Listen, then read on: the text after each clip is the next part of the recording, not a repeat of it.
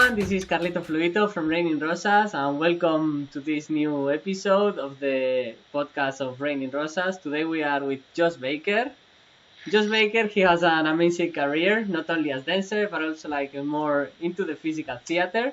He started in Oxford Youth Dance at a very early age, it was 7, and then he moved to the Laban Center, London, then in Brussels, in Paris. Then he worked with Peeping Tom, with DV8, and then he built his own company, Trodden Dreams, and he has been doing different things all over the years. Some of the most remarkable works put out the flame, and very recently, because of the COVID-19, he has been doing some online presentations, contactless. He will tell us more in the next minutes. So how are you today, Jos? I'm good, thank you. Thanks for having me on the podcast. Yes, thank you. Thank you for being here. So, do you want to start telling us a bit of your early ages? Like, how did you start into dance? Yeah, sure. So as you said, I started dancing when I was 7, and it was just the case that I had some friends who were taking dance classes on Saturday mornings with a wonderful teacher called Cecilia McFarlane, who has been doing youth and community dance projects in Oxford for decades. And so I went along and I enjoyed it. Then sort of 6 months after I started, we had a little performance which consisted of, I think I probably spent most of my time trying to wave to my mum and being told to be quiet in the wings and not really understanding how it worked. But I really remember at the age of 7, I had this very clear memory of being in a theatre for the first time, or at least on the stage side. Very small theatre called Pegasus Theatre in Oxford, and just the stage lights being on, and there was this sort of blue light on the stage, and as soon as I stepped into this space, it really impressed me. There was something kind of magical about this space. You know, like at night when there's lights under a swimming pool, and it sort of glows, and it felt like that. Like going into this space, it felt almost like diving into a swimming pool at night. Like the air was thick and things seemed more important and exciting. And from then on, I just loved the space. I loved to be in the theatre. I found it a really interesting place to be, and I got fascinated with a lot of different aspects of theatre and of dance. And then as I got a little bit older and I kept on dancing in Oxford Youth Dance. I then started assisting the teacher with the younger children. So I'd kind of be helping with the teaching side of things. And I started doing that when I was 9. So the first time I ever taught some dance, I was 9 years old. Wow. I was not teaching the full class at that point. I would teach little exercises. And be given small bits of responsibility. But then I did that from when I was 9 until I was about 16, 17 on a regular basis. And then I then started doing more classes and be kind of doing a lot of afternoons and evenings after school, and as well as the full Saturday mornings. And just got more and more interested in it. Then I started doing other dance things, like studying some theatre, doing capoeira, started doing a little bit of ballet as well, though not very much actually, but I started doing some ballet when I was 16, because by then I knew that's what I wanted to do. I wanted to give dancing a try as a career. I wanted to go and study it. And within all these things that you were trying, was it one that you really felt more passionate about, or was the whole pack? Yeah, at the time, I really got into capoeira. I found that really exciting and interesting thing. But for me, the contemporary dance has always been the thing that's really attracted me. Within contemporary dance, there's a lot of different things, a lot of different styles, a lot of different approaches, a lot of different techniques. It's a strange thing, contemporary dance, because actually you speak to a random person on the street, most people have never even heard of contemporary dance. And then when you're in the field, suddenly there's all of these separate niches and separate areas and people thinking and behaving and training in different ways. So it feels like quite a broad spectrum of things, but in a tiny segment of society or a tiny group of people that are actually interested in it at all.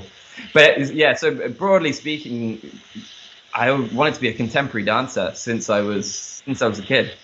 Yeah, but I mean, it's not like just from the beginning or since the first years you were already mixing, I guess, all these different techniques, like from capoeira, from theater, and from contemporary. Yeah, which I understand like how your path evolved then. So how was the next school in London? Yeah, so I then went when I was 18. I went to Laban, which was quite a formalized, formal and training, and I got a lot from it. I learned a lot in the 2.5 years that I was there. But there were also some things that didn't really fit with me. I think there were a couple of elements. One that the training at the time was quite was looking backwards in time quite a lot. So we spent a lot of time studying ballet, studying Cunningham technique, which is sort of from the 60s, early 70s, really, that was developed. Martha Graham technique, which must be developed, I think, in the 40s and 50s. And then some release technique that was developed in the 80s. And then there was nothing that had been developed in the last few decades. Like everything was looking back at least a few decades, and everything was looking towards New York as well, right? And didn't have much of a connection to the European contemporary scene.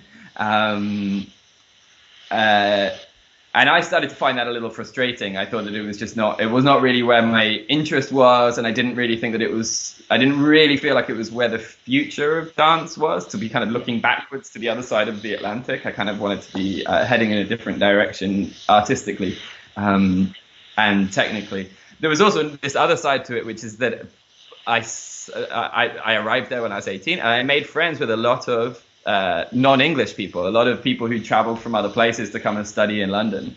Mm-hmm. And I just remember I was a little bit jealous somehow. Like, it hadn't occurred to me. I had never even thought, when I was in high school, I'd never thought that I would leave the country to go and study. That wasn't a thing that I'd considered. And then meeting a lot of people who'd kind of left their home country and they were studying somewhere else, and they were getting to experience different things, and they seem to be learning a lot of things that I was not able to learn. They got a different perspective on London and Britain, but also a different perspective on where they came from and what their background was. That they could see it in a different way by having some distance to it. Mm-hmm. And I remember just having friends that were doing that, and I kind of felt a bit jealous of that, and I thought that was really cool and exciting. The idea of the whole experience of living in a place would also be a learning experience in that sense. So then after a few years in Laban, when an opportunity came up to audition for parts in Brussels,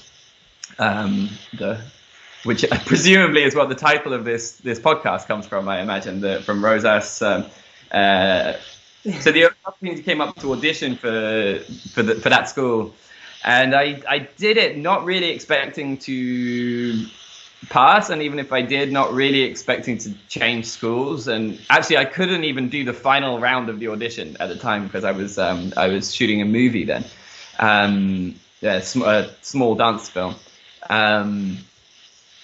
And then I did the audition, and I kind of passed, and they invited me to go to Brussels and for the final round, and I just felt like I had to give it a try. And so I moved things around. I came to the final audition in Brussels, and the further I got through the audition, the more rounds I passed, the more I felt like it was a better fit for me. It was a more exciting place for me to study. The teachers were great, and we were doing some really cool stuff. We had David Zambrano in the audition, and that was a revelation. He's a special character. and also just like the group of students that were around as well. Like people were so hungry and so committed and had so much talent and drive to work hard and learn from each other as well. And I thought then that was really exciting. And I felt like in the school I was in previously in London, there were a bunch of talented people, and there were some people who were really committed to wanting to make a career in dance. But I think the majority of people weren't necessarily working towards having a professional career in dance. It wasn't necessarily what they wanted to do. And I felt like it would be better for me to be surrounded by other people who kind of had similar ambitions to what I wanted to do. That we could feed off each other in a different way. So when that opportunity came up, I couldn't say no, really. So then, how did it turn out, your expectations? Yeah, good. I mean, again, I learned a lot. It was the thing of living in a different country was really, really interesting, particularly at the beginning. That was a revelation. On the one hand, I had a big advantage because the courses are all in English, and I already spoke English, and a lot of my classmates, some of them spoke good English to start with, but some of them were really learning English from just a few words. So for me, that was, the cultural gap was much easier in that sense. Though I do remember I had to learn to speak English differently because the way I was speaking English with my native accent, whenever I would speak to people, they couldn't understand. So I would have all of these conversations with people where I would say something and they would go, "What?" And then I would say it again and they go, "What?" And then I'd say it a third time and they go, "Yeah." And I realized there's no way of living, right? People were just pretending to understand me and we were not able to communicate. So that was interesting, and just sort of being in close contact with people from different backgrounds and coming from different areas, who all had a drive, like the work ethic was really strong, and that really worked for me. And I was working really hard in those days in parts. I would often be there for 12 hours a day and 5 days a week, and then a half day on a Saturday or something like that. That would not be unusual at that time. Great. Do you remember any teacher, especially with good memory? Yeah, I think there's maybe. I had a lot of great teachers. There are three that come into my head that I think I could mention.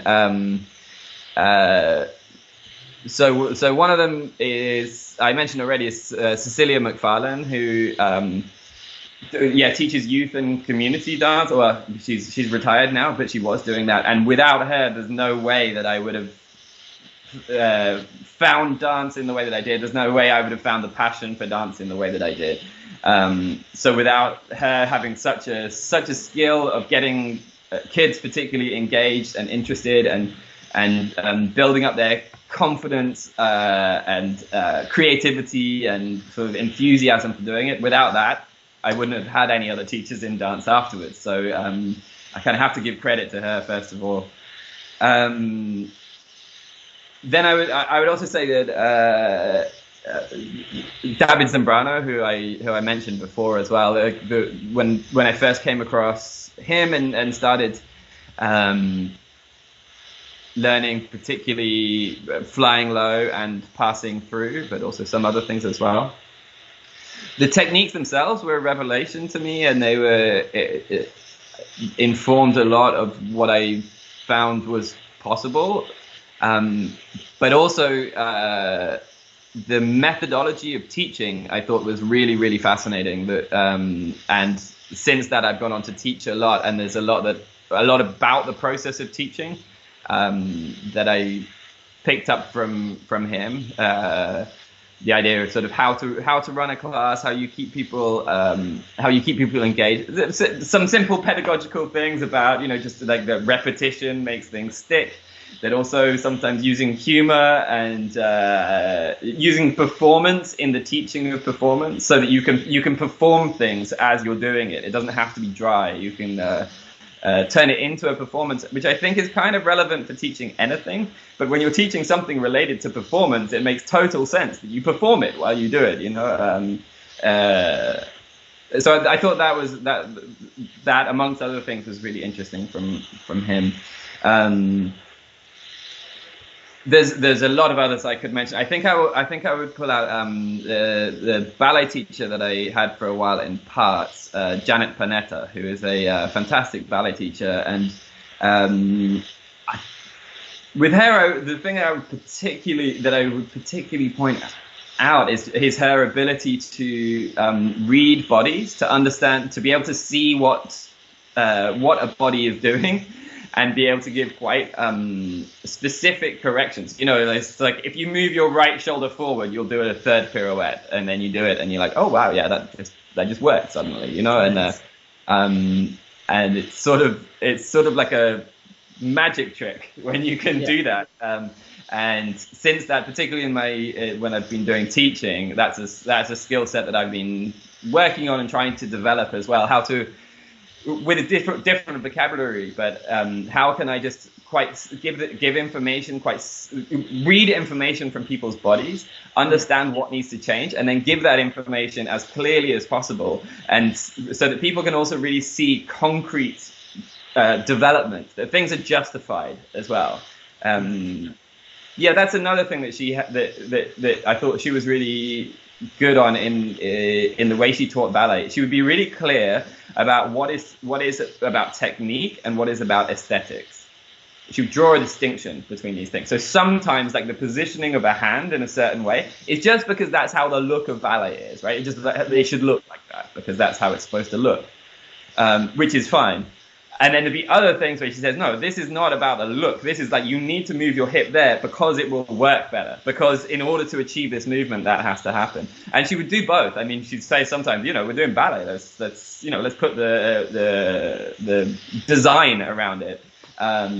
But I think she would be quite clear about the difference between those things. And not all teachers are able to do that. Not all teachers, you know, often people kind of think that the style that they're doing something in is the same as is essential in a way that it's not. It's just a style that you've added onto it. And to be able to understand, like, you need to do this to make this work, and then you need to do that because it's just the choreography and it looks pretty, you know. And there's a difference between those things, yes. Particularly in the teaching approach. Yeah. Wow, incredible answer. You just give like the characteristics of the perfect teacher, no? Yeah.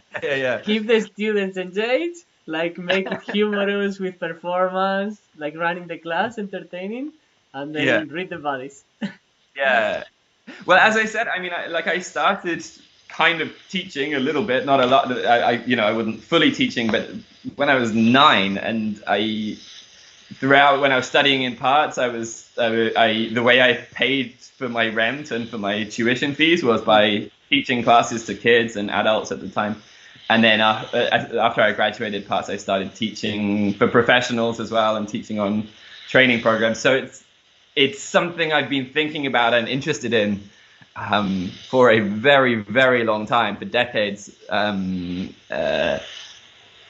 yeah, I have a lot to. I have a lot of opinions about it, a lot of thoughts about it, and a lot to say about it. So then, like, I agree with some of it. It's my viewpoint. From your personal taste, like, how do you enjoy performing and how do you enjoy teaching? Like, which one is more, or if you had to choose, but. So there was a point. There was a point in my training, particularly when I was in Laban, I think, where I really thought that I was I would try and be a performer, and if that failed, then I could do some teaching. But the teaching would be kind of a failure option. And then a few years later, when I was in Brussels and I'd been doing some more teaching, it stopped being like that at all. You know, like I wasn't teaching because I couldn't perform. I had plenty of performance opportunities. I just found it really interesting and really fascinating, and I felt like it could be done better. I mean, there are some exceptional teachers out there for sure, and who I learned a lot from. But then I also saw a lot of the ways that dance was being taught, and I just felt like it could be improved on. We could find better ways of doing it. So I got interested in kind of trying to work out how to do that. And through trial and error also, like I would then teach and then realize that I'd made mistakes and that I hadn't done it right. So then I would try and learn from it and get feedback from other people and from myself. So to answer the question, how do I see the difference? I found both really important in my life. I've learned a lot from doing both. I also think I couldn't do one without the other. They're really linked together for me. If I didn't perform, then for one thing, not many people would be that interested in what I had to say. But also, my approach to teaching is that it is, to a certain extent, a performance. Not in the way that it becomes self-serving. Not that it's just about me putting on a show and enjoying that. Not at all. But there are performative aspects that lead to the results that you're trying to achieve. So lead to people being engaged, having a better understanding of what you're doing, and the way you perform that changes it. That's the way I see it. And I like doing both. I actually find that as probably some years ago I got more from the performing than the teaching. I think it might be the other way around now. Actually, I find it more relaxing to teach. Also, performing, I get very nervous about performing.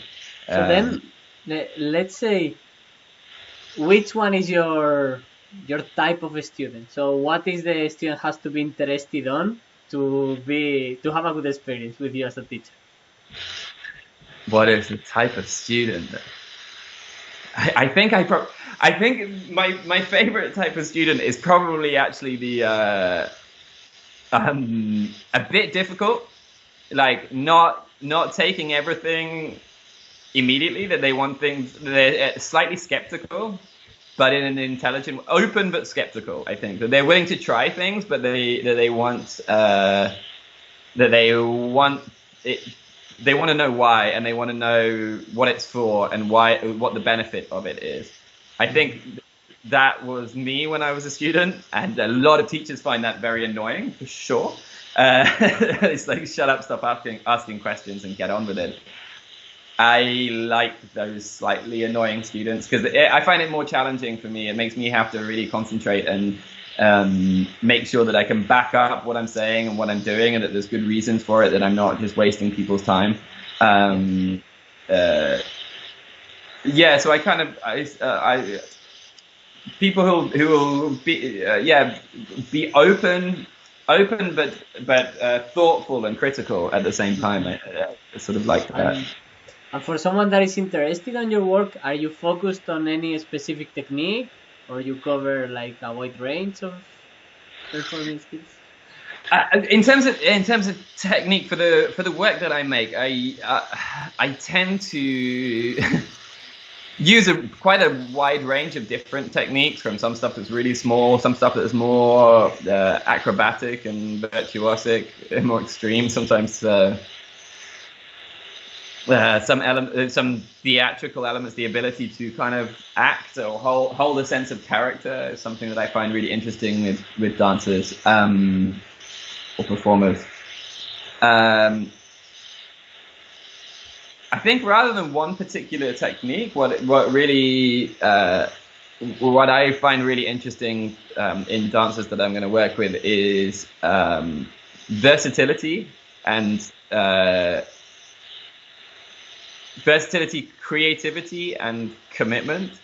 So people who can do a wide range of different things, who can be creative in trying things out, and who also have confidence to be able to talk through ideas and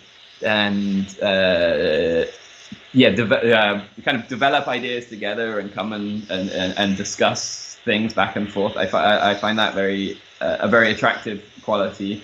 And that can be verbal. Sometimes it's also physical, right? Like if somebody tries out an idea and they push it in a slightly different way where I didn't necessarily expect beforehand. And that's a really interesting process that keeps me really engaged. In my work, I often say to people, particularly when I start working with them, that what I am searching for most of the time is to have both humanity and virtuosity simultaneously. Nice, yeah. Or another way of saying a similar thing is to do ordinary things in extraordinary ways. Yeah, nice. And the opposite also, no? Extraordinary things in an ordinary way. Yes, also. So that balance between, let's say, so my fascination is with like human beings, people, how they live we live our lives. You know, how we deal with the social interactions, our relationship to ourselves, to our bodies, to our place in society, to our status, to those things that like everybody is somehow dealing with every day. These ordinary things, these ordinary problems that, you know, our mental health, our loneliness, our whatever it is. Those kind of areas, I'm interested in that stuff. I find that that's what gets me excited when making work.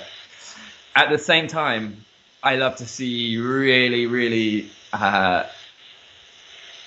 impressive physical material, really extraordinary things.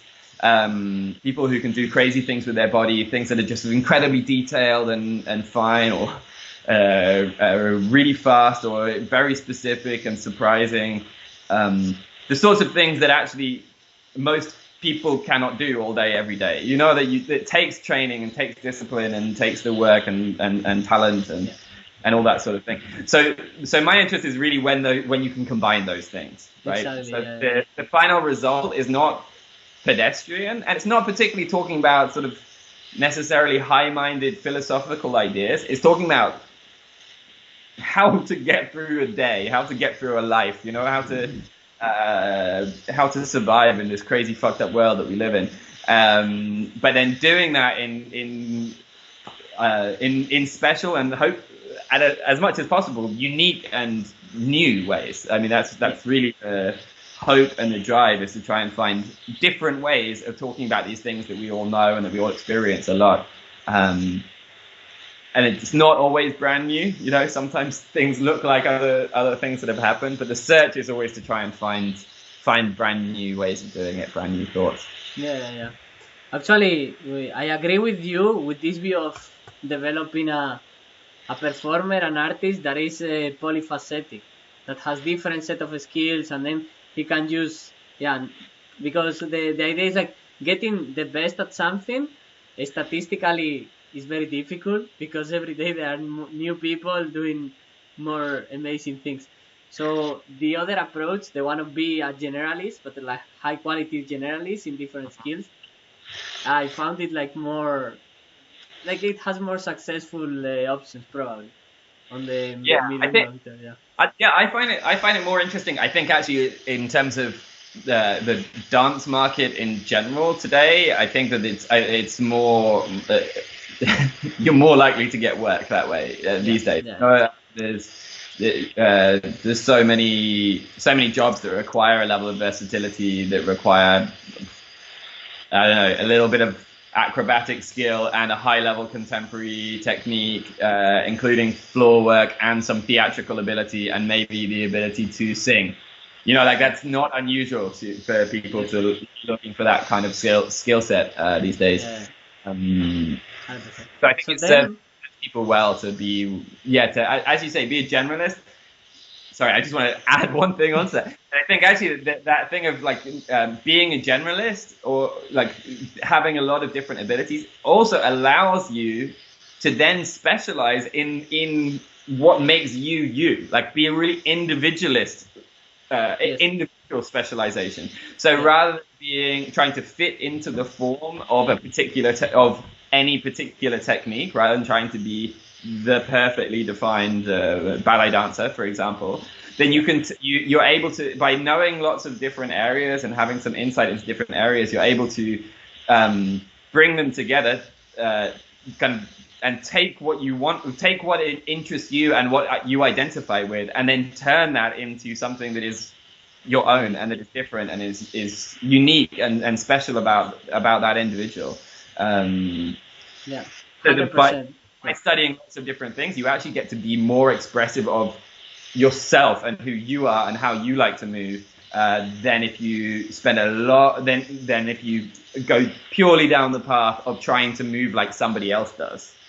Yes. It is really, really useful in the process of learning a big skill set to try and learn how other people move. So studying technique, studying different things, and be that how Martha Graham moved 60 years ago, or how somebody else moves today, like whatever it is. But learning the methodologies of somebody else's body movement is a really important part of studying that, and even of finding your own movement, I think, and finding how you want to go forward. Then to move a bit further with your story, you finished parts? You started straight away with Peeping Tom, or how was it? More or less, yeah. I did a brief project. I did a couple of small projects in the time in between. But I got the job with Peeping Tom while I was still in parts, and so then I left the school. But it was a bit of time before starting with Peeping Tom. So I did some other independent projects in the bit in between, and then started with Peeping Tom in 2009. That's how old I'm getting now. How was your experience? Yeah, it was great. It was really interesting, and it required a whole range of different skills, as I was talking about before. A lot of creativity. There was a lot of the process of making work in the company. There's a lot of responsibility on the performers to develop material and kind of come up with ideas. In the process, we do a lot of creative work, and that creative work is often really, really open. So sometimes it can be sometimes very, very theatrical. Sometimes, in my case, it would sometimes be magic tricks as well. It can be dance material of a whole range of different styles. Including some acrobatic stuff, some contortion stuff, but also some much more detailed stuff. Sometimes just trying to find language in which to tell stories, and then the directors Gabriela Carrizzo and Franck Chartier would then kind of through the process of doing that, guide that process, and then use those languages somehow to create the story that they wanted to make. So that was really, really, really interesting, and used a large range of the skill set that I've been working on and developing for some years. So I learned a lot from that, and then a lot from performing as well. Also, my colleagues there, the other performers, were incredibly talented and intelligent people and creative people. So just being around them was really, really inspiring and really great, and I learned a lot from them as well. I always, when I was studying, I remember having this sort of thought in my head, which was that you always want to be in a room, like when you're working, you always want to be in a room with people who are better than you. Yes. And then you want to try and be better than them. That's really simplistic, because that sort of says that there's a straight line which is better and worse, which is bullshit. But the thought of it, which is that if you surround yourself by just talented and interesting people who are smarter than you, then you cannot help but learn from them. And then if you get a little bit competitive with them as well in a positive way, you know, and then you want to keep up, and somebody does something and you're like, teach me how to do that, I want to do that, and then you're like, look, I can do it even bigger or better or whatever, and that kind of positive competition where there's different forms of competition, right? Some of it's a bit negative and putting other people down, but there's some forms that are really, really positive when you're constantly trying to like do a little bit better, but then you're encouraging other people. You do it, you do that move, and then you're like, I bet you can't do that, and then they do it better, and then you're like, no, I have to work on it more to do it better than them. And that sort of thing is really good. So I've had that a lot of times throughout my training, throughout my career, of just being surrounded by people who could do stuff that I couldn't do, and had knowledge and information, skills, and intellect that I didn't have. And then I tried to be as much of a sponge as possible, and learn what I can, and try and get informed by the people that are around. I think like we can all learn from everybody, like there's everybody in the world has something that they can teach you, right? They know something that you don't know, often quite a lot. So that process really continues. You asked me before about what my favorite type of student was, right? And in terms of learning from different people, so when I was studying in parts and I was teaching classes for children on Saturday mornings, and so I'd given some task, and I'd kind of taken some improvisation task and I'd made it a bit more child friendly with some imagery. So I think I'd taken something from Forsyth improvisation technologies or something, and then adapted it a bit. And so it was about like climbing through a garden, and you're a tiny person, you're climbing through a garden and you're planting flowers or something. The exact context doesn't matter, but so this was like just trying to make, fit it into something that kids could engage with. So they're supposed to be kind of making a garden and then maybe growing flowers or something. And I look, and there's these two kids. They're about 8 years old, I think, something like that. And they don't seem to be doing what I told them to do. And like they're busy doing something. And I'm not sure what's going on, because they're not doing the task that I set. I'm like a bit curious. So I go over to these two kids and I'm like, hey, like, how's it going, guys? Like, how's the work going? What are you guys doing?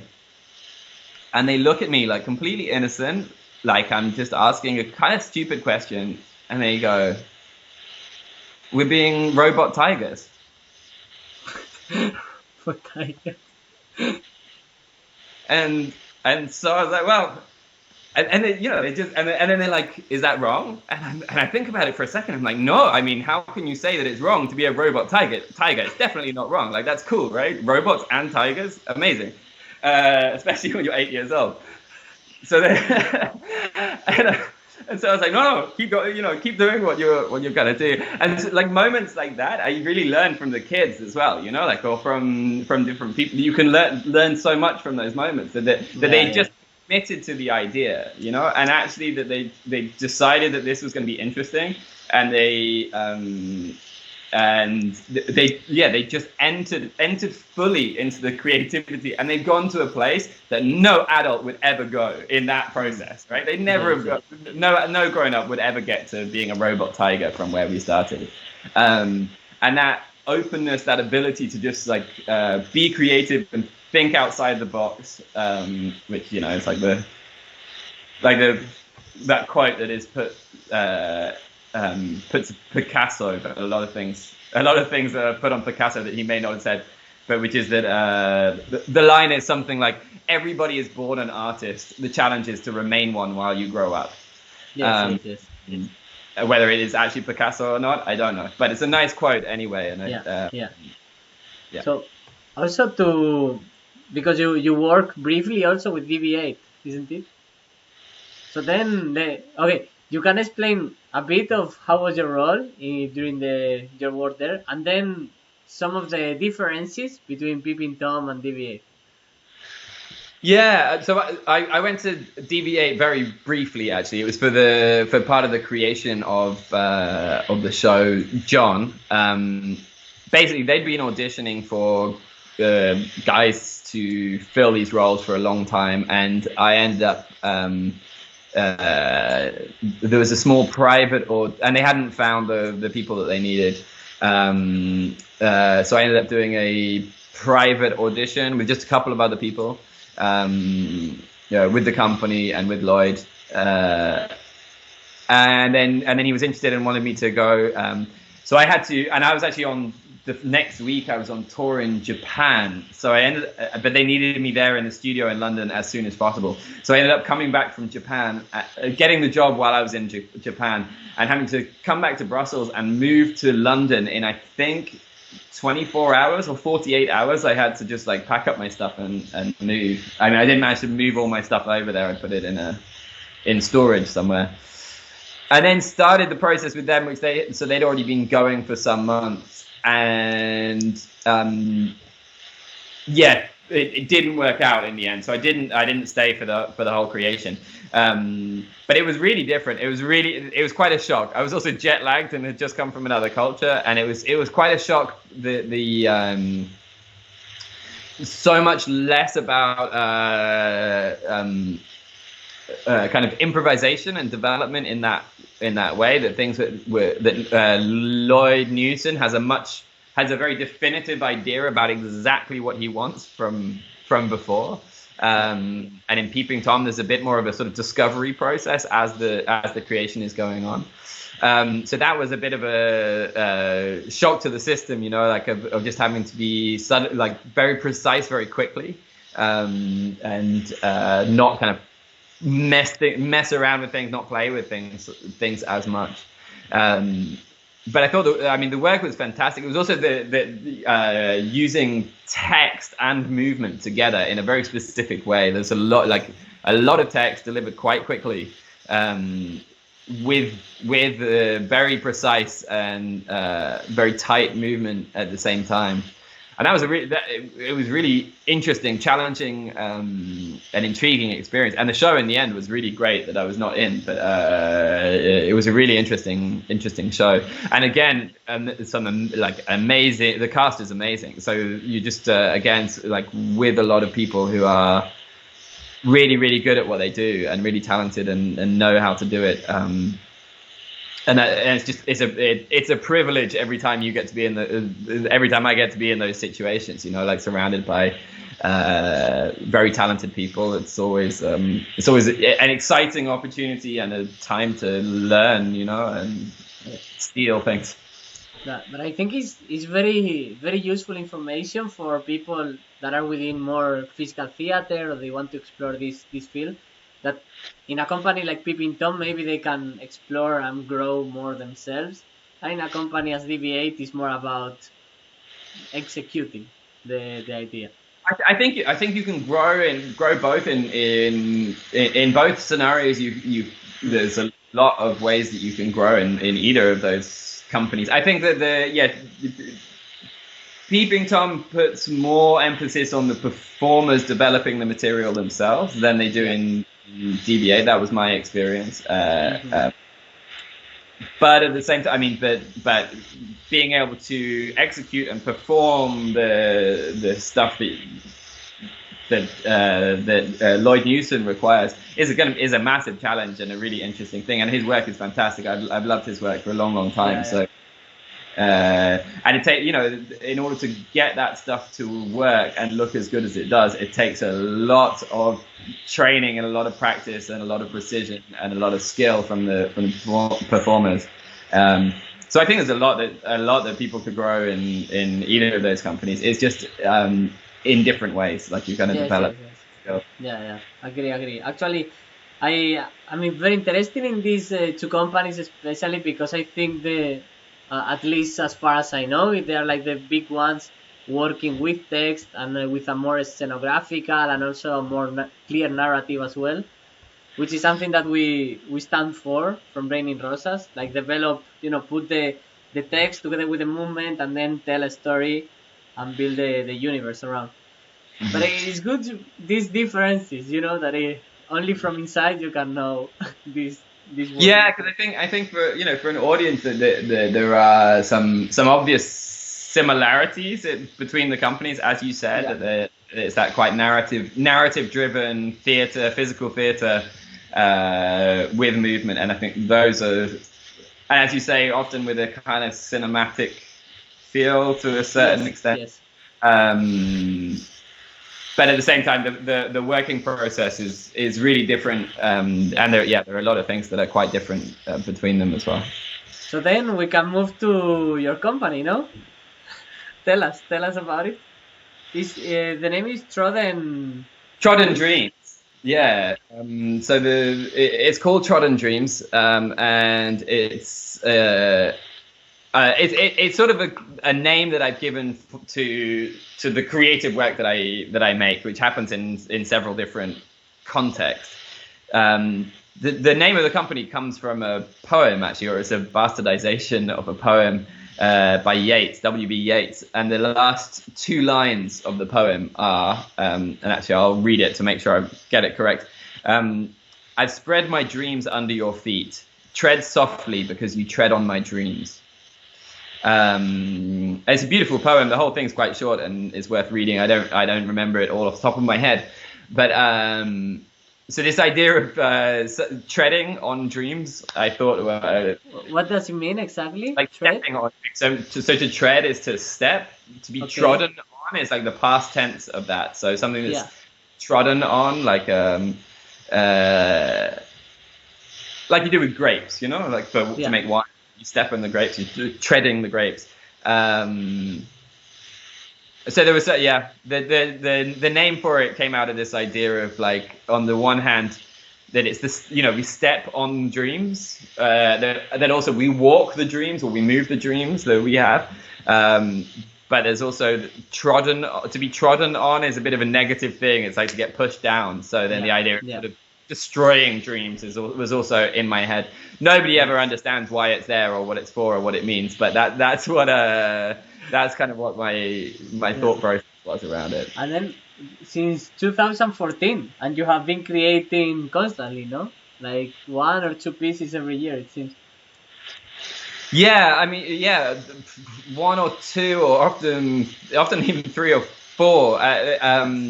But they're not all professional work. So some of them are works on students. So I'll sometimes go into conservatoires and academies, and then over a period of some weeks make a production with them. And that was a conscious choice to do that.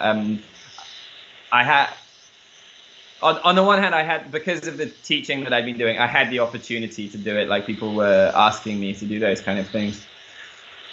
But also, I noticed that in the dance field, in the market, that often people take maybe 2-3 years applying for funding and getting grants, and then they might go into the studio for a few weeks, maybe 2 months, and do a production, and then start the process again. And then 3 years later, they go back in the studio for another 6 weeks. And I kind of was like, I need to do more than that. Like, I need to be in the studio more than that. And I need to also practice, because I think there's a lot of skill and there's a lot of craft to choreography and to directing. I mean, there are some things that are about concepts and ideas, but then it's a bit like a painter, right? That you can have a great idea about what you want to paint, but you also need to know how to use a brush and how to compose an image and stuff like that. And you see even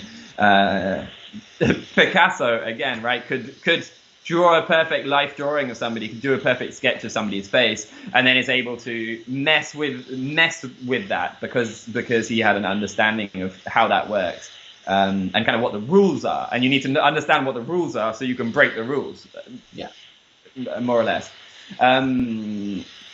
So I kind of had in my head that I just wanted to make a lot of things, and in the process of doing it, learn how to do it. To have a lot of opportunity to make mistakes. And I realized that if I could make 3-4 pieces in a year, that instead of one piece every 3 years, that I would make the same number of mistakes in a year that somebody else could make in 12. You know, and so therefore theoretically could learn as much in 1 year as somebody could in 12. Obviously, that's a little bit simplistic, but that was kind of the idea behind doing that. That, and also I just I like spending my time trying to make things, like just being in the process of it. And I feel now, having done that for quite some years now, and as you say, made a lot of pieces, some professional works, some solos on myself, some group pieces, and some pieces for schools. And the process of doing that, I really feel now like I have a much bigger and better toolbox for making things. So still, you need the idea of what it is you want to make, but I feel like I have much more skill in how to construct things, how to organize a rehearsal, how long things take to just develop, and the working process, how to do that, how to engage with performers and collaborators to try and get the best out of them that's possible.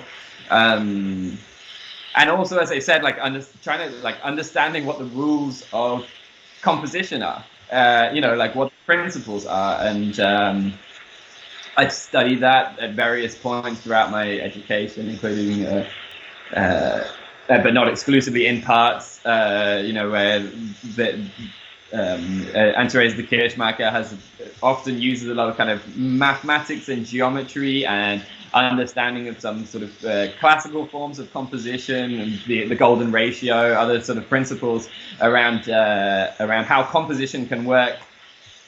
And a lot of the rules of composition kind of can exist across different mediums, right? So how you might compose a photograph and how you might compose something on stage may be related to each other. How you might compose a piece of music and how you might compose a piece of theatre also have relationships to each other.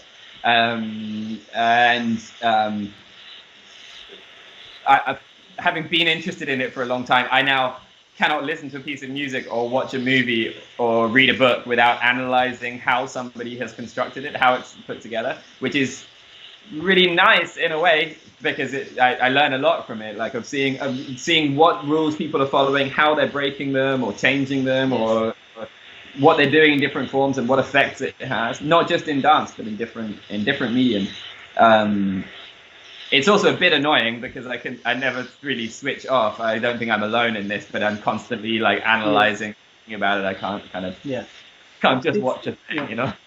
Different way of enjoying what you see, what you consume. Also, within Trodden Dreams, are you using physical theater or are you more focused into dance? Yeah, I am. I for the most part, I don't actually, with some exceptions, I don't actually use very much text. I do use bits of text sometimes. What I find very often, actually, when I start making things, that in the process of doing it, we might use text. There might be some text, and then there's a point when composing it where I start going like, maybe though, like that paragraph, maybe we just need like one sentence. Maybe that would work better. You know, like all of that text is a bit unnecessary, because actually, we're able to tell the story without all of that text. So then why have all of that text? You know, and then cut it down to one sentence and then try it again. And I'm like, do you know what? That sentence is kind of telling me something that I can see already. You know, like I don't necessarily need it. So then in the process, I often end up taking out a lot of text, and what makes it to the stage often has not very much text in it at all, even if it did have text earlier. In part because a lot of the work is. A lot of the process is about trying to develop movement language that allow us to express ideas and concepts and narratives and characters. And so when that's really working, then sometimes the text, it feels less necessary anymore to me. That's not always the case, and as I say, I often use text in the process because it also helps to go through the ideas. And very often, I think that I'm going to keep the text as well. Very often, I'm like, yeah, this text is going to stay there, and then I get closer to performance time, and I'm like, yeah, I think we can do it with the bodies. I think we don't need the text. It depends a little bit. The use. I think for me the using text to explain doesn't feel interesting to me. As not that it cannot be interesting, but it just doesn't. In my process, it isn't usually that interesting. I get more interested when the text itself has a certain musicality about it, that we're playing with that we're kind of composing text not just as words to say a thing, but actually the content of how it's being said, of the rhythms that's being said, of who's interrupting whom, and that is a sort of composition, like a choreography to that, as well as it having meaning at the same time. So unless there's something beautiful about the way that's functioning, then I would normally end up taking out a lot of the text. Hey, is it getting a bit dark now over here? Yes, in your camera it's quite dark. I'm going to turn the light on. Dark. Talking. Wonderful. But that's an interesting approach, actually, because from what I like or what I see is like I see the text as this ordinary virtuosism that you have mentioned before, because it's the fact of someone or the characters like talking as everybody does in the ordinary, but then they are moving as well, which is this can be the more extraordinary. So that's why when they switch to move without the text, then you go to this more dancey, dreamy states idea, which then is only extraordinary maybe, and then you miss the ordinary part. Yeah, I think that can be true. That absolutely can be true. There's something about somebody talking. I mean, because we're so used in a lot of situations to using the voice as our main means of communication. So that said, we often assume that we're using the voice as the means of communication. Yeah. But a lot of the time, actually, a lot of the communication is happening elsewhere. So one of the things I sometimes like to point out about exactly this, if you ever go to a restaurant or you go to a bar and you see two people sitting at a table eating a meal together. When we used to be able to go to restaurants and bars, right, back in the good old days, 2019. You can see from the other side of the room if they're on a date or if they're friends, right? You can also see if it's their first date or if they've been together for a year or two, right? You can see this from the other side of the room. You don't have to hear their conversation. If it's a first date or a second date or something, you can also see if they like each other or not. You can see if they're attracted to each other. You can see if they're going to sleep with each other or not from the other side of the room. You don't have to hear what they're saying. But the people in that conversation, they probably believe that the conversation they're having about movies is the conversation, right? And at the moment, they're going like, what's your favorite movie? Where did you go on vacation? And they think that that's the conversation that's happening. But if you sit on the other side of the room, you know that is not the conversation that's happening. Because the important conversation on a first date is not, where did you go on vacation? Or what's your favorite movie? That is just a surface upon which the real meaning floats, right? And the real meaning is not being discussed verbally. The real meaning is being discussed at that moment in time, is being discussed physically. It's being discussed in the way people interact with each other. Wonderful. I don't want to get into a debate, but I could even use this to support my argument. Please, let's get to a debate. Because on stage, you can actually use the text to confuse the audience. And then to make them think the story is about this we are talking about, then we are doing something different. Definitely. Don't get me wrong. I'm not saying that text on stage is a bad idea. It can be fantastic. I completely agree with you that often it's more interesting if the text is doing something different from what the movement is doing, or it's as you said, confusing the audience if it's explaining things and making things easier for the audience, that feels often a little bit Yes, flat. definitely. Yeah, definitely. Nice. So, okay, because the timing, like, let's go for the three last questions, which are more towards emerging artists or young performers that are thinking about getting into the market of education.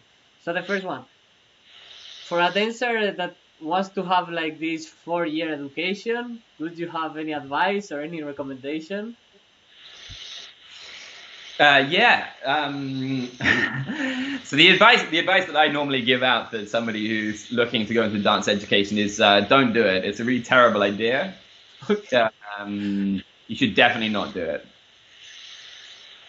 Okay, well, why? I'll say a little bit more. I'll expand on that, but that's the basic idea. The reason I say that is because if you're willing to take my advice, then you should take it. If you hear me say that you shouldn't do it and you go like, okay, that makes sense, then I am absolutely right and you should not do it. It is a ridiculous thing to try and do as a profession. It's not, you have to train for a crazy amount of time. In the amount of time it takes you to train to be a dancer, you could become a doctor and a lawyer, right? Not just the 4 years, that's maybe a bit of an exaggeration, but if you start from young and you count up the hours, you could be a doctor and a lawyer. You could make a lot of money, right? You could have a job for the rest of your life. To be a dancer, you have to train for years and years and years. Maybe you train 10 years, 15 years, something like that, right? To get to a standard. Then you enter into a workplace where for every one job, there's 100 people applying for it. And then, if you're lucky enough to manage to get that work, then you can work for 15 years, and then your career is finished. Very encouraging words. Indeed, it's not a good idea. Don't do it as a job. If the only reason you should take up dance as a job is if you cannot say no. If you need to, like if you have to, if you need to find out. If you need to dance every day, you need to train, and like it's that important to you that taking that level of risk is worthwhile. That you're prepared to say like, okay, I'm going to graduate. I might have to work in a bar in order to make a living because I might not find work for a while, or might not find enough work if bars are open again. If you're not prepared for that, and you're not willing to make that kind of level of commitment, I don't think it's a great idea to do it. I think it's a mistake to do it. That doesn't mean that no one should do it, but just be prepared. Like be prepared for what you're entering into. More and more dance schools are opening every year. Or every year or two, a new dance school opens up in Europe, right? And there are just hundreds, if not thousands, of people graduating from dance schools just in Europe every year. I know this all sounds really negative, and it's supposed to sound negative. Like, if you need to do it, then do it. Absolutely do it. But don't do it because you kind of think that maybe, why not? Like, do it because it's what you really, really want to do. Or also if you go like, I need to try. I need to at least find out. I need to do a year of it and then see if I still want to keep on going. But it's not a career that is. It's not an easy career, and it's not a career that pays well, and it's not a career that lasts for a long time necessarily. So I think people should think carefully before it. Maybe that's not the answer that you're expecting, but I think people should think really carefully before. It's your answer. I'm sure. Like, I'm not going to hire you as motivational coach or anything like this.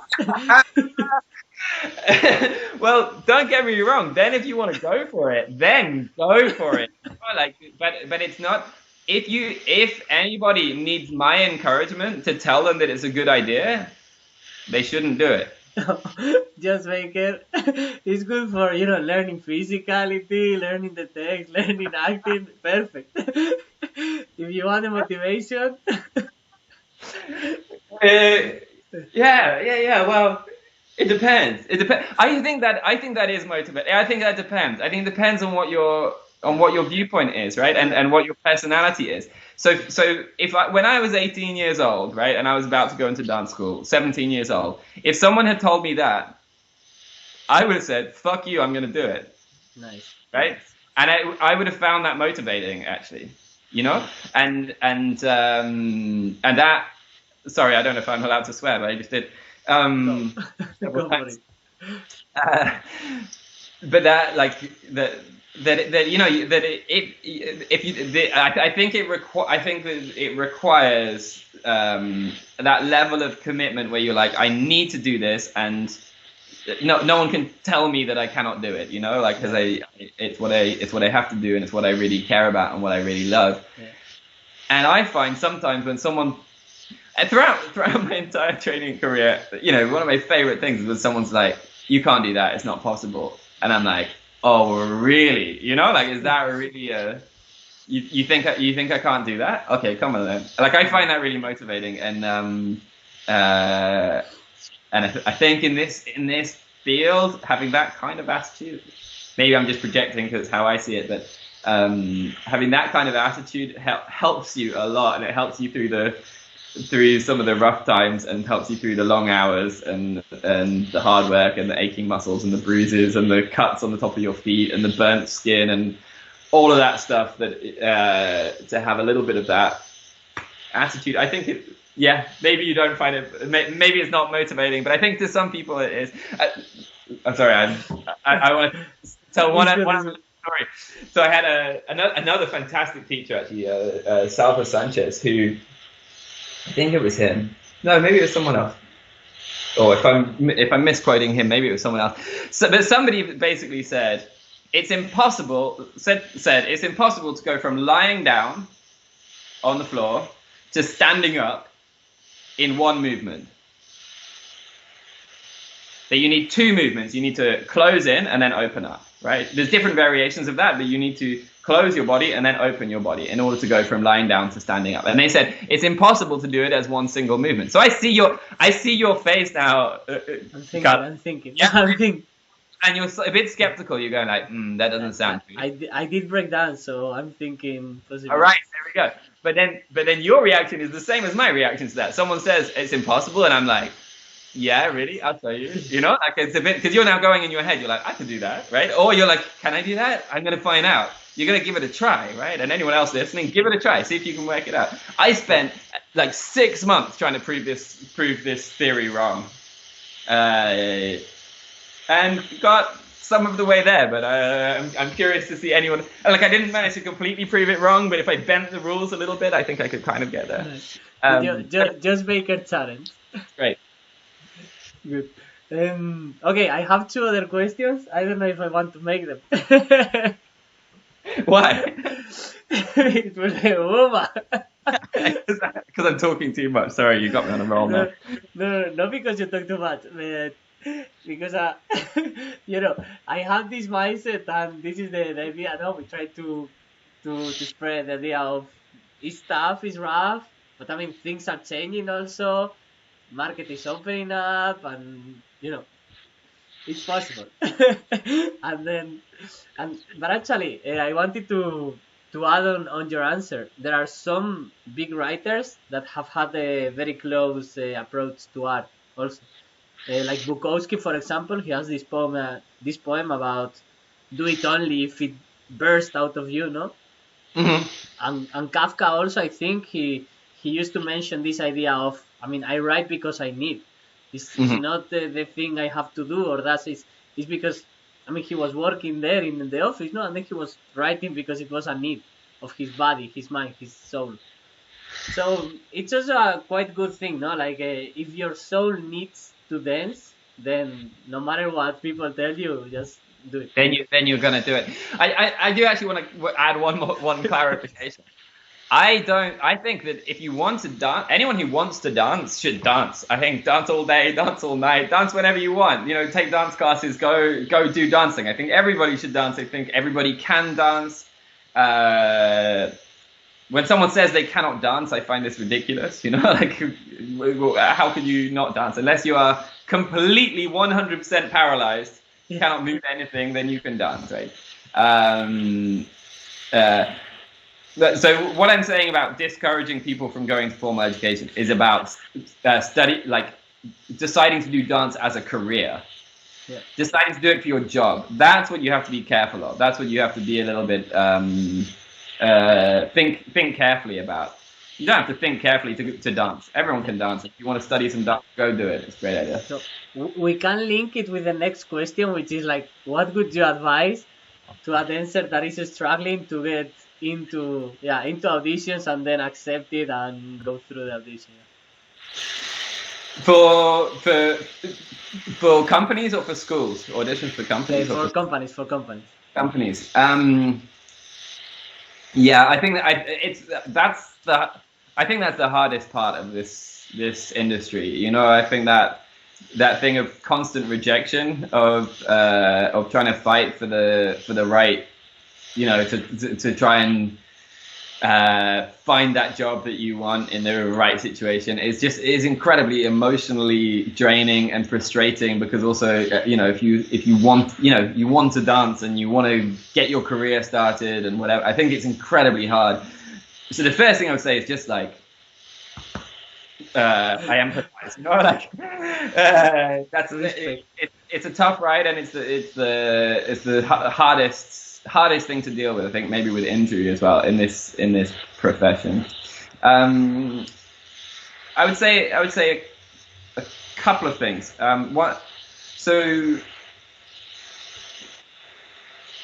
The first thing I would say about it in that situation is that if you really want to do that, like pass auditions, you really want to kind of do company work in that kind of way, then it's a bit of a numbers game. Like, you have to keep on trying it, because very often decisions are being made about things that you are not in control of. You know, you don't look right. There's already somebody else in the company who looks a bit similar to you or has some similar qualities, and they don't want that, or they do want that, or whatever. And those things are just out of your hands. You don't have control over that. So you kind of have to just keep on trying. The other thing is that somehow, and this is really difficult and counterintuitive, somehow to care a little bit less. It's a bit like sort of I don't know, if somebody starts flirting with you and they are incredibly desperate for your attention, right? And they're working just way too hard. Everyone knows that that's not as attractive as somebody who's a little bit more like, yeah, they maybe think of kind of attractive, but they don't care that much, you know. And everyone knows that that's more attractive, right? Somebody who has that confidence to be like, yeah, I can take it or leave it. And I think we're psychologically built a bit to kind of perceive desperation, you know, and it doesn't read well, unfortunately. And I think that so to try and be kind of not care too much and have a sort of confidence when you're in the audition, I think that's one thing that's worth keeping in mind. This is a quote from somebody, I can't remember who it is, but who said essentially that when you go into an audition, you have to remember that you are the solution to their problem, right? So you're not going you don't go into an audition kind of begging for them to give you something. It's the opposite, right? They have a problem, they have a role that needs to be filled, and you've just arrived to solve this problem for them. Nice. So you're there, you're there to do a favor to the choreographer, to the director, to the people sitting behind the table with the papers. You're there to help them, right? Like, yeah. You've brought the solution for them, and just remembering that's what you're there for, you know, like, is to help them. I think it can be is a little trick to kind of feel a little bit more confident and present yourself in a way that is a little different. That it's not about them doing you a favor. It's the opposite. You are helping them, right? And changing that mindset, I think, is important. Yeah. There's one last thing I would say to people who are in that situation, who are trying to audition and not getting work. don't ask for somebody else's permission to do what you do. I mean, or don't require somebody else's permission. You can keep on auditioning, you can keep on doing it, but you do not need to wait for somebody else to tell you that you're allowed to dance. You can dance whenever you want, right? You can make stuff whenever you want. You can perform somehow. You can perform to your parents. You can perform to 5 friends. You can make a video. You can put it up online whenever you want, and you don't need anybody else to tell you that you're allowed to do that. You can just do it. So with everything I said about about how to do auditions, also don't wait. Just go and make stuff. Go and do things. Collaborate with friends. Find people that you're interested in, and make stuff happen rather than just waiting. You still do auditions as well. Actually, well, I would like to add something about what you mentioned, but because you mentioned this last thing, I will use it to go for the last question, no? Which is someone that is thinking about making their own, or someone that is starting to do it. Which advices could you give them?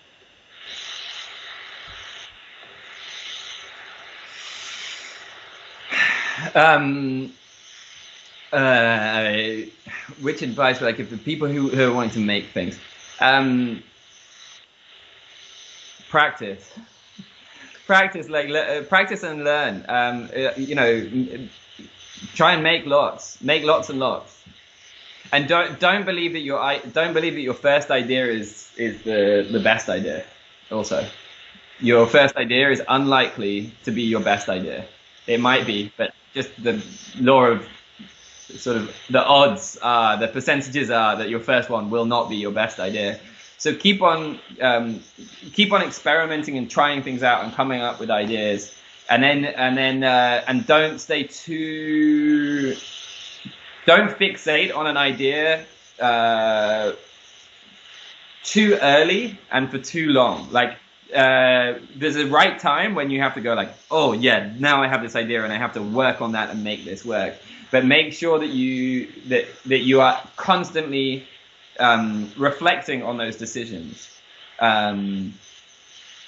So in like when you're trying to make something, right? The costs that you have are time and money, essentially, right? Some ideas cost money, and those are related to each other, of course, time and money. Those are related to each other, and you have to. But sorry, let me say that again. So the costs that you have are time and money. So the decisions that you have to make very often are, how much more time do I invest in this idea? Right? As you're creating something, you come up with an idea, then constantly you have to be making a decision. Do I keep on working on this, or do I change? Right? Or do I change something? Do I keep on working on this, or do I change it? And and you have to keep on making those decisions. How you make those decisions, what decisions you make, that's what makes you the individual artist, right? Or it's one of the things that makes you the individual artist.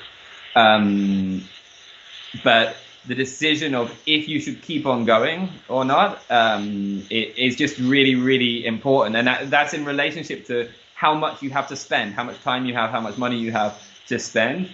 It sort of reflects back on what you're going to be able to achieve in a certain amount of time.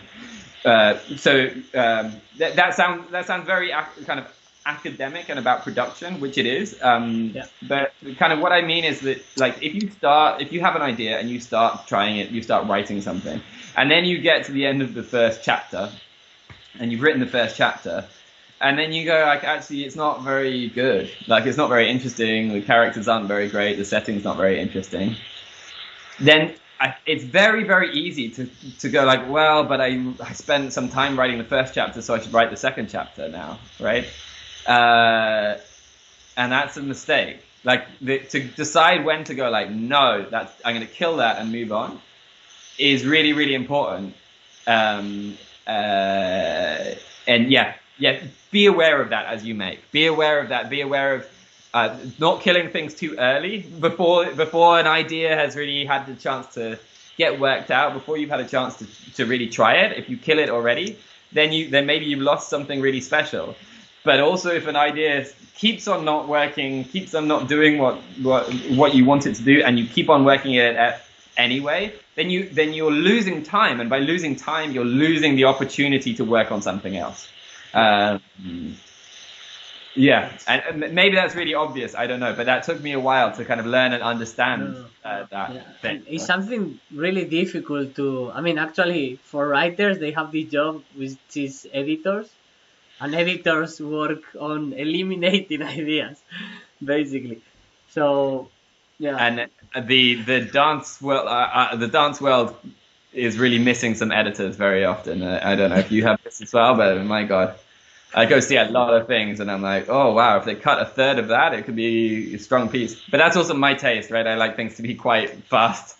I like ideas to go quicker than some other people. So that there's also personal taste in that. But I think that, I would even expand on that a little further, that I think that's another really crucial thing. And this is a total cliche, but it's true. You've got to kill your darlings, right?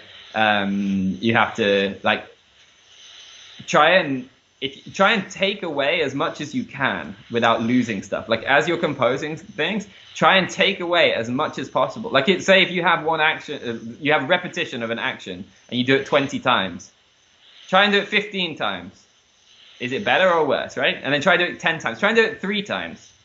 Try to do it once and then decide, do you actually need a second time of the same thing, right? Like if something lasts 5 minutes, try doing it 4 minutes. Is it better? And then this is maybe quite personal, but try and make everything as short as it has to be. So not too short, but then also any extra time is sort of you're killing stuff. Like when you're wasting time, you're killing ideas. So you cut it down to 4 minutes and it's too short. So then you go 4 minutes 15 seconds. And you're like, yeah, that's better, but still too short. Then you go 4 minutes 20 seconds. It's too long. So 4 minutes 17 seconds is exactly right. Like the Goldilocks principle. Like cut it down as much as possible. I think this is really helpful. It's sort of like trying to do the editing process by yourself. So I think getting external editors in would help the dance world a lot. Some people do it a bit with dramaturgs, but I think a real editor role would help the quality of the work in contemporary dance a lot. Yeah, I agree. And even you were talking and I was reflecting because I presented in Brussels in the TikTok in September. And when I saw the first ideas to a friend, she's an editor in literature, or she has work as. And then she told me we can take this, and then I was telling her okay, tell me everything because I don't have so much time and I have to memorize all the text. It was already but. And then she told me no, it takes too much. It's a very long process. Just keep it like this. I was like, no, please tell me because I know it will be better. But yeah, and now in the work I'm creating now, it's in Spanish, so it's quite long, the text. And I feel, working with other people would have been quite interesting for chopping. Yeah. That's also interesting that somebody who's a literary editor, that her skill set could move quite easily into something that is more in a text-based physical theatre area. It sounds like you're talking about. That's interesting. I find it really interesting, particularly to steal from other disciplines, to see how something is done in cinema and then see how you can apply it to the stage, to see how somebody composes a piece of music and see how you can apply that to a bit of movement material.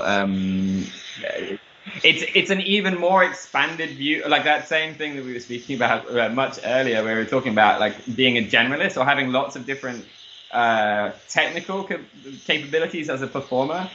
As a maker, I find it really interesting. Personally, I just find it fascinating to be able to steal from loads of different mediums. So look at how a comedian constructs a joke and then make a choreography that uses some of the principle of how that joke was constructed. Then maybe the result is not funny. It's not going for the same idea because it's not a joke. But it's using something of the principle of how they build up tension and then release tension and applying that into a movement. For example, I find that to be a really interesting idea, still on this kind of generalist idea, taking from different and putting them into kind of crossing formats from one thing to another. Well, Jos, I think we have been talking for longer than usual, and I really enjoyed the conversation. So Is there a possibility of coming back and talking about other type of things? Or Yeah, sure, that would be lovely. The thing is, Carlos, I've been talking a lot, but you asked me questions about things that I'm really interested in. So I know. okay, we started off talking about like my training and background, which I'm less interested in, but then to talk about some of these ideas around dance and making and training and teaching and stuff is things that I'm passionate about and think out about a lot. So I can talk for many hours about them quite comfortably. I hope I haven't too boring. I will limit you a bit. Do you want to send a message, like last message of 2 minutes maximum, something like this? Do I have? I don't know if I have anything in particular to say apart from so anybody who has listened to this whole podcast and made it all the way to the end and listened to all of the things that I had to say. Thank you so much for your patience and listening to me. If you manage to work out a way of going from lying down to standing up in one single movement, send it to me. You can find me on Facebook, on Instagram, on my website. I would love to see your proposals. I have some suggestions, but I would love to see if anyone manages to solve that riddle. Thank you very much for your time. Thank you. So Jos Baker, you can find him, as he said, Instagram, Facebook, in the website. Do you have any upcoming thing for beginning of 2021, the end of 2020? Well, so the next things that we have coming up with Trodden Dreams, we just had a online performance last weekend of a piece that I made with a group in Singapore, but we made it over Zoom because that's how things are these days. So we made a piece that was kind of made over Zoom and somehow is about what it means to have online communication. We made the show specifically to be performed live to an online audience. And we're hoping that we might show that again at some point. So I'll make announcements about that if that happens. We're talking to some people about showing that again. Then I'm due to go to Singapore next year to make that into a live stage show. We also are booked to go and perform Put Out the Flame, which is a show that I made in collaboration with a few other people, which is a duet. It's quite a narrative duet that is a piece that we made in Hong Kong and Macau last year and the beginning of this year. And so we have some performances coming up next year of that, hopefully, if everything goes according to plan. We have shows in Hong Kong and then later in Berlin. And next week, I'm due to go to Italy to teach a workshop for 2 weeks for Art Factory International. I was supposed to perform at the end of that, but unfortunately that's just been cancelled because of this virus that is filling everything in. So yeah, there's a few bits and pieces. We have to see how everything comes together. Yeah, I guess I can plug myself if you're interested, anybody in following the work that I do. You can look at my website, which is josbaker.org. You can find me on Instagram and Jos Baker Trodden Dreams on Facebook as well. That probably has the most content there on Facebook, and you can see little trailers of work that I made, or bits of me dancing, parts of class. And if you're interested in seeing any more of my stuff, then go check it out. Wonderful. So thank you very much to everyone that arrived here. Thank you very much to you, Jos, for being here. And see you in the next episode of Raining Rosas podcast. Ta-ta.